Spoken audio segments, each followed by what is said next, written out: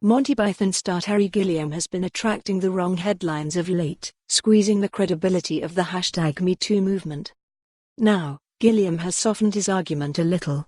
While declaring that disgraced producer Harvey Weinstein has got his just desserts, he admits that he laid his argument on a bit crudely.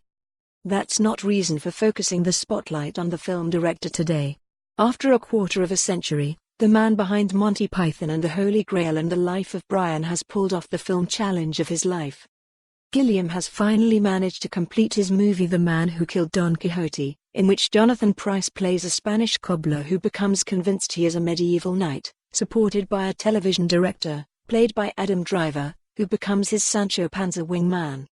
Gilliam explains why he didn't give up on his magic realism project, despite a quarter of a century of Sisyphean boulder pushing that saw lead actors die, huge legal battles commence, and financiers pull out. Gilliam, like Don Quixote, mounted his horse, put on his armor, then stumbled and fell from what he thought was a stallion but turned out to be a tired old nag. But the American director continued to remount. Why?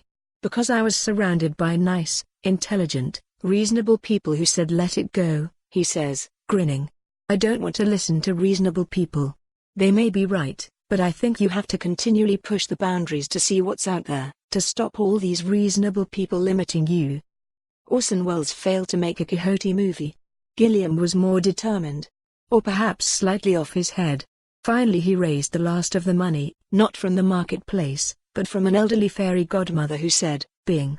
Terry, you're going to the ball. What Gilliam's fortitude does underline, however, is most of us need a reason to get out of bed in the morning, especially as the older years weigh down like a crushing blanket. We need that sense of purpose. We need to challenge ourselves, in whatever form. It's no real surprise to discover that playwright Tom Stoppard has, at 82, written a new play, Leopoldstadt, which has opened in London. Stoppard's play, a partly autobiographical tale, set in the vibrant European city of Vienna nearly 3 decades before the Third Reich, took over a year to write but was many, many years in gestation. He had to write it, he explained. It's a belief in a metaphysical dimension which operates really almost on every side of my life and I believe in it and depend upon it. I'm furtively competitive, which is one of the things which made me want to keep writing. Novelist Philip Roth says he always felt immortal when he needed a novel to finish.